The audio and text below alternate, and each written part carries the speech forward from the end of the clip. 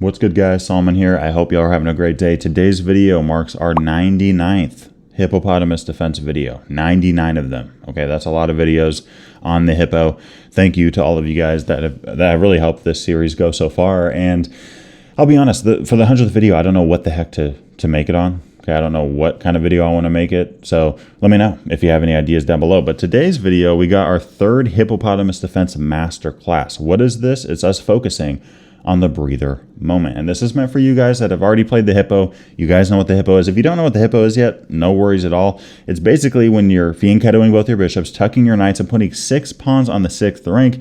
And of course, there's 98 other videos that you can go check out to learn what the heck it's all about. But it's really, again, it's for you guys that have been playing the hippo for a while and you're trying to get better at that breather moment. What is that? If you don't know, it's okay. I made the term up, so let's just get out the way. But the breather moment is okay. Once you get that 10 move setup, again, in the hippo, we don't care what the heck they're doing. Once we get our setup, now is really where the game starts for the hippo player. And that's what these masterclass videos are all about. And we're going to be going over 4 positions. Here's the first one. Okay, what do we do here? Well, the first thing that stands out to me, there's a king on the queen side. And more times than not, in fact, nearly every single game, unless you see maybe a pawn on c4, while white's also castled queenside, you want to attack that king. Okay, I don't know if I've ever seen a position or a game really where white had this kind of pawn structure, some kind of 150 attack thing going, and black shouldn't have attacked the king. Okay, this is white begging us to start attacking that king. A4 is played here. White probably trying to prevent us from playing the move of b5, but does that stop us from playing b5? No. In fact, it makes it stronger. We're playing b5 here, breaking open this side of the board. Taking here is a big mistake for white. If a move like a5, that's also not super fun because of c5, and now a5 is a huge target. There's not a rook defending it. A lot of ideas here. And yeah, I mean, if you want to take on c5, we could take on a5 here. I mean, at the end of the day, you're going to have to play something like king b1 or knight b1 to survive, in which case, we get a lot of play. And we do have 2 attackers on c5 as well. And if you end up taking on d6, guess what? Throw in a check. We now have 2 different ways to mate. Whether you take with the queen or with the bishop on b2, this game is over. And going back to b5, if we see a move like h5, white trying to break the game open, okay, g5, right? This is only 2 on 2. We're not worried about that. That's very easy to close up whenever our opponent does push a pawn.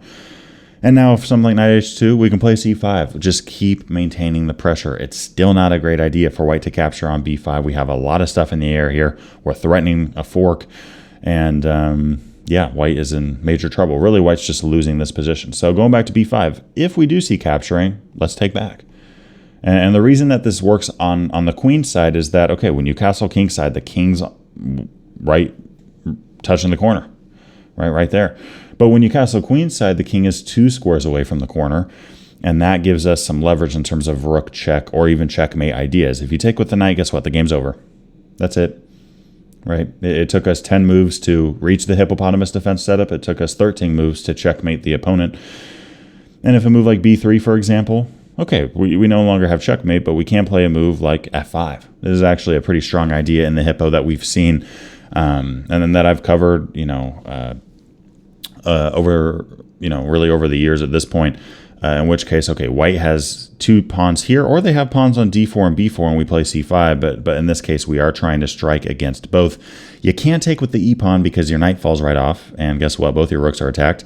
And if you capture back with the g pawn, okay, we take again. Again, this pawn cannot take without dropping the hanging knight.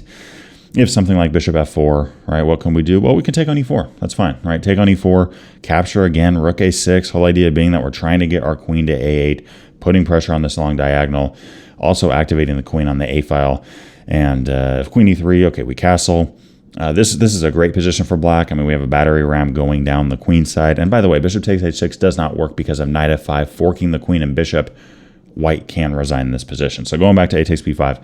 What if white goes, you know what, I'm not going to take with the knight because I don't want to get checkmated, but I do want to take the pawn somehow. Well, we throw in a check now. You're not really winning a pawn because e4 just fell. e4 just fell. This knight is pinned to the rook and the knight's hanging. If you defend it, queen a8. Now we have a double battery ram on that knight. And if queen e2, let's activate our knight to d5. Right? This is a very active minor piece. Let's just say something like knight d2 is played. There's so many attacking moves. So much potential here in a position like this. And the engine move is actually knight c3. A beautiful idea for black, right? Knight c3. The queen's attacked, and we're also threatening mate on a2. So that's not a ton of fun. Something like queen c4, well, not a ton of fun for white, that is. If queen c4, okay, we can still throw in a check, and the queen has to give herself up. And if you take the knight, by the way, again, this knight's pinned. If you take with the pawn, queen a3, the game's over. The game's over there, okay? So remember, when you are playing against a king castled on the queen side of the board, you want to more times than not attack that king like crazy, okay? You really want to put pressure on that side of the board, and the hippopotamus defense is very well suited for attacking chess. I know a lot of players think the hippo is timid, and I understand why they initially think that, because it's so slow, right? We're not trying to, checkmate or win our game or even get a winning position in the first 10 moves. But notice, when we get our hippo set up, all of our pawns are leading the charge. And that gives our pawns great ability to start pushing like crazy. Like going back, let's say white plays the move king b1. This is our second position. Okay, white didn't play a4, white played king b1. What do we do here? Well, we're still playing b5. And this pawn has unlimited access to play a move like that, right? g5 is played, let's lock it up, right? Let's say the knight goes back. Again, our pawns are leading the charge here. We can play c5 without even having to think about it. A lot of openings, you got to maneuver your pieces around. You got to make it so the pawns can start pushing. Whoa, whoa, whoa. And the hippo, we're ready to go. We're ready to go already. We play the move c5. We're threatening to take on d4, right, as we know. If a move like knight e2, well, guess what? c4, your bishop's trapped. If a move like bishop e2, we can kick the knight, and then your pawn falls. If you play something like b3, oh, wait, c takes d4. Both your pieces are forked. And if something like d5, oh, b4. The knight's attacked. If you take on e6, we can capture on c3. You can take our knight with check. That's fine. But at the end of it, you're going to have some huge pawn structure weaknesses, specifically c3, a move like queen a4 on the way here. Queen a3 ideas and a wide open b file. If you move your king to a1 to get your king off of that, well, guess what? Then your king's having to deal with this bishop looking right at it. So, yeah, I mean, white here's in a ton of trouble if they do any of those things. If white ends up playing the engine move of capturing on c5, well, we can capture with the knight. This is a very active minor piece here. If the bishop captures back, that's fine with us. We'll take back. We're then going to have the bishop pair on top of space and attacking chances on the queen side of the board. Let's say we see something like a3. Let's activate our rook. Okay, now the engine move there is castling king side. I generally like to wait to castle until I'm ready to really use this rook. And I think in this kind of situation, I mean, a move like rook c8, it's hard to argue with that. If f4, okay, we'll castle now, right? If you bring this rook over, we can capture on c3 and just, really try to go after that pawn on e4. Okay, if you take back with the queen, guess what? Bishop captures on e4. You can take on c5, but we're capturing back with the rook to get tempo on that queen so that once that queen runs, we will save our bishop, play a move like knight f5. White's position here is horrendous. Those pawns are absolutely stuck. Both our knight and our rook are very active. We have 5 connected pawns. And sure, maybe our dark squares are a little bit weak, but how is white going to take advantage of that? I don't know. They don't have a dark squared bishop. This knight is not in position at all to go after a square like f6. Maybe you're going to try to do something like that, but that's going to take way too long.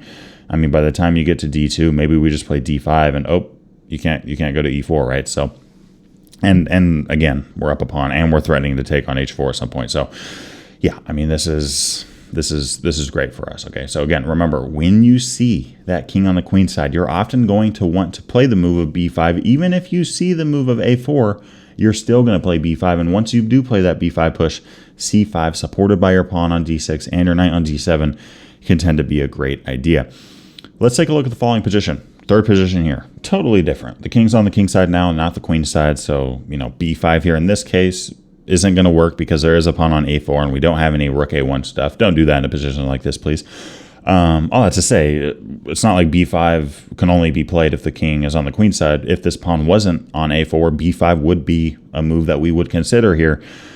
But in this case, I like the move of g5. Now, I'm usually very hesitant to play the move of g5 if that move is not with tempo. But in this case, it is. We are attacking the bishop. The reason I'm a little bit hesitant when it's not with tempo, let's say the bishop's here, well, maybe white can start thinking about h4 stuff and putting pressure on our side of the board, right, in those types of positions. So in this case, okay, we play g5, we do get tempo. You don't got to be worried about white sacrificing a piece for 2 pawns. I know that can seem scary, But I promise you, if you get yourself in those kinds of positions, your defensive chess will improve, right? You might get wiped a couple times, but you are objectively better. You can win these types of positions. If bishop captures on g5, we can just take on d4. If the queen captures back, well, this is even worse for white. We play bishop f6, and the next move, I mean, we're going to win this bishop on h4. The engine move here for white is taking on f6. That's how much trouble white is in. They don't have a queen, guys. So, yeah, I mean, that's just horrible for white. So, okay, if we see the move bishop g3, which is much better, you can play g4 now. d4 is only defended by this knight. You play g4, guess what? The knight runs, thanks for the pawn. And there's really only one move here for white that gives them a fighting chance. Anything else, black is clearly better, and that's the move of bishop takes a6, right? Trying to, sack a bishop, get some material back. Here what we should do is capture back on a6. After queen takes, guess what? We don't want to take this rook because of check on h8, so we'll play e5, trying to kick that queen around. And if queen e3, all right, let's capture the rook off, play a move like queen c8 here, looking at queen b7 or queen a6, and yeah, white here is going to have some compensation after a move like f3 or f4, but we're also up the exchange. We're up the exchange here, and according to the engine, we are better here. Black does have a slight advantage. Okay, so just remember that. G5 on the king side, oftentimes you want to be pretty careful about it, but there are moments where, okay, it can work out well, right? It can work, specifically when you get tempo with it is a great idea. And there's also that whole idea of playing G5 and knight C6, which I've covered as well in an Eric Hansen video.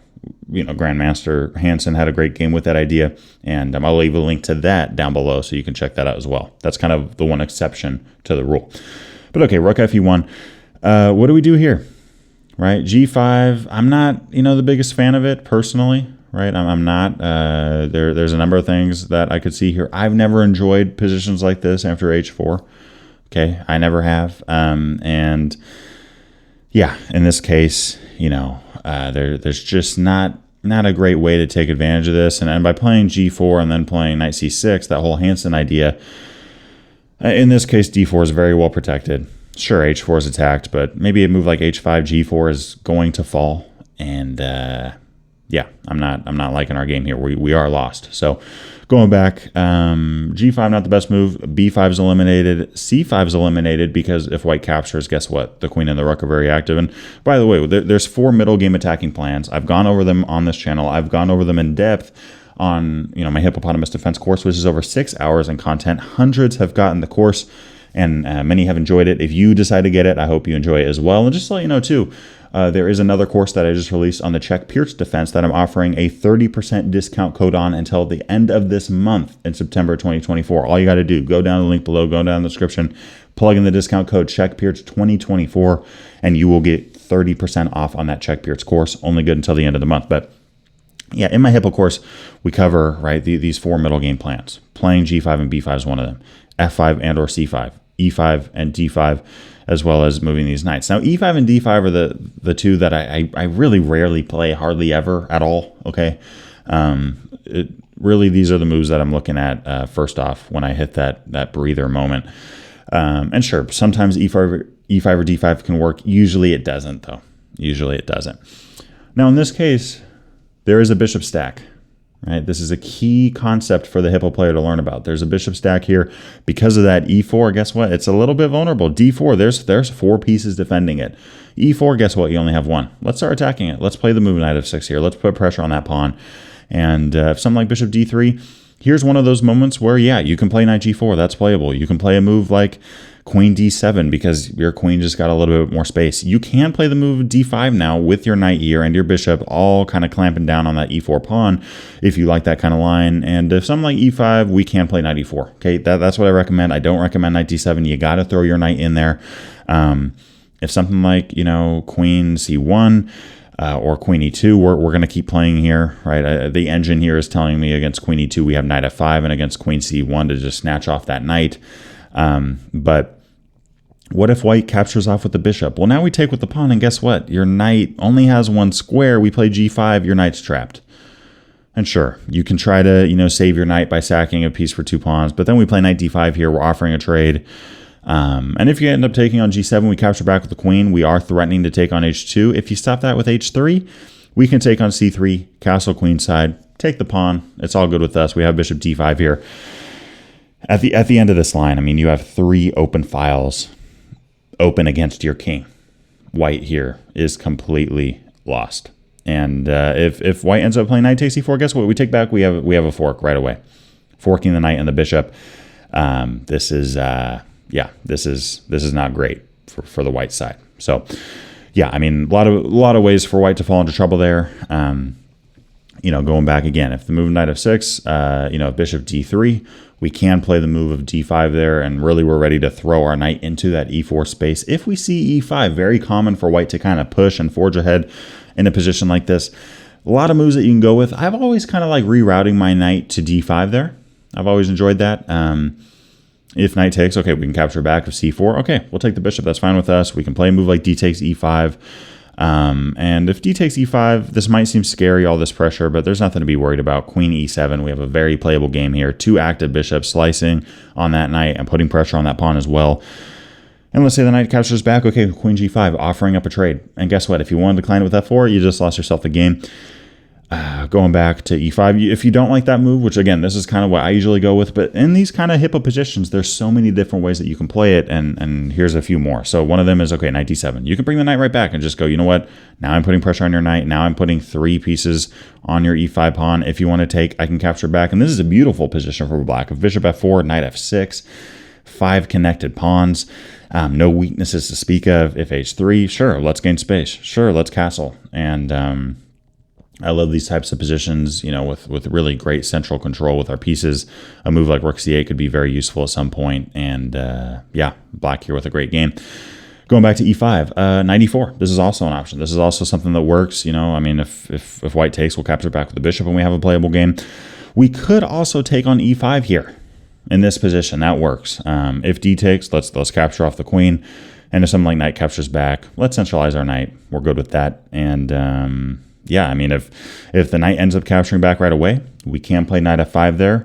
One of the benefits of seeing white play e5 is that f5 is a weaker square on their side, right? So knight f5, it does become a great outpost here. We are putting pressure on that bishop and that centralized pawn. And yeah, I mean, black here overall with just a great game. Okay, so yeah, I mean, the hippopotamus defense, there's so many rich ideas there, so many different things that you can go with. Yeah, just remember that king on the queen side, think about b5. Once you get b5, and think about c5. I know b5 and knight b6 tends to be a very nice idea, one that I've covered a lot on this channel, but with that king on the queen side, that knight on d7 does help propel that c-pawn forward. So if you can use that knight on d7 to help c5 get played and then later play knight b6, that's a great way to go about it. Okay, and again, remember, if you can get tempo on a bishop or a knight by playing g5 on the king side, and maybe even playing g4 after that to pick off a central pawn, that's a great idea. And remember those knight maneuvers, specifically knight f6, putting pressure on e4 with that bishop stack. Let me know if you found this helpful, and let me know if you want to see a masterclass 4. I'll see you all in the next one. Thanks for watching today's video. I hope you enjoyed it. I wanted to give a big shout out to my Patreon supporters for the month of September in 2024. I appreciate y'all a ton.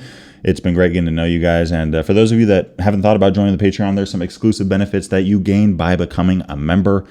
And yeah, I mean, if you guys do join, I'm excited to start talking to you guys over on the platform. On top of that, guys, here's the thing. Look, it's September. Okay, it's September. There's only so much time left to get that Check Pierce Defense course. Click the link. Click the freaking link. Plug in the discount code. Get your 30% off. Only good until the end of the month. And I'll see y'all in the next video. Let's get it.